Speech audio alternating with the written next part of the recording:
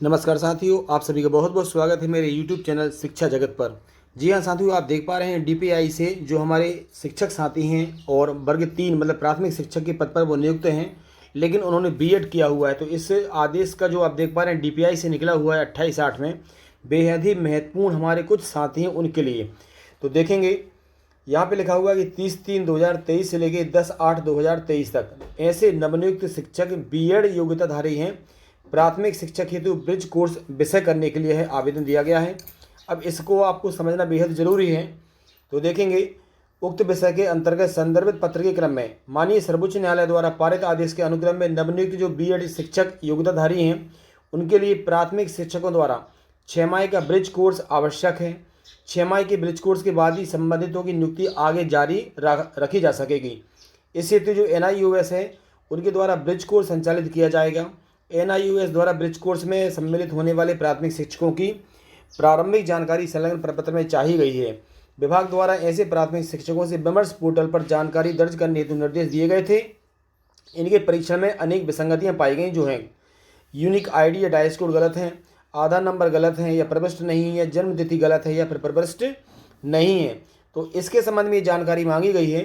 ऐसे प्राथमिक शिक्षक जो B.Ed योग्यताधारी हैं तथा दिनांक 10/8/23 के अथवा उसके पहले से नियुक्त हैं, उन्हें संलग्न सूचना पत्र पर हस्ताक्षर कर सूचित करें कि उनकी नियुक्ति ब्रिज कोर्स के उपरांत ही पात्रता के अनुसार मानी जाएगी। सभी प्राथमिक शिक्षकों से सूचना पत्र की प्राप्ति और उनकी स्वीकृति संकुल प्राचार्य के माध्यम से प्राप्त करनी है। ऐसे समस्त B.Ed योग्यताधारी प्राथमिक शिक्षकों को दिनांक 31/8/2025 को विकास खंड स्तर पर बुलाया जाएगा। मतलब आपको कल शिक्षकों को संलग्न प्रपत्र में जानकारी और संबंधित दस्तावेज की प्रति प्राप्त करना है।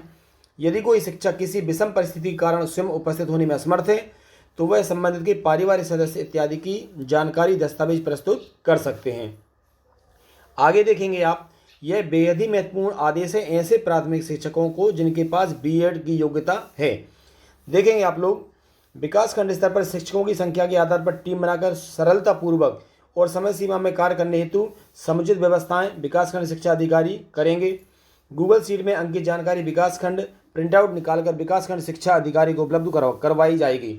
अब यहाँ पे देखेंगे आप, प्रिंट आउट में प्रत्येक प्राथमिक शिक्षक की जानकारी का परीक्षण संबंधित प्राथमिक शिक्षक द्वारा प्रस्तुत जानकारी के आधार पर विकासखंड स्तर पर गठित जो टीम है वो करेगी तथा जानकारी में विसंगति और त्रुटि होने पर लाल पेन से गोला लगाकर संबंधित के दस्तावेज के आधार पर सही जानकारी अंकित करवाई जाएंगे। इसके बाद में टीम के द्वारा हस्ताक्षर उपरांत विकासखंड शिक्षा अधिकारी द्वारा हस्ताक्षर का सूची जो है जिला शिक्षा अधिकारी महोदय को दिनांक 1/8 को प्रेषित करेंगे। अब यहाँ पे आप देखेंगे 1/8 की जगह 1/9 होगा शायद ये। साथ ही यदि विकासखंड स्तर पर प्राप्त सूची में किसी प्राथमिक शिक्षक का नाम नहीं है तथा उसके द्वारा उपस्थित होकर जानकारी दी गई है तो उसका नाम भी क्या करेंगे, सम्मिलित करना है।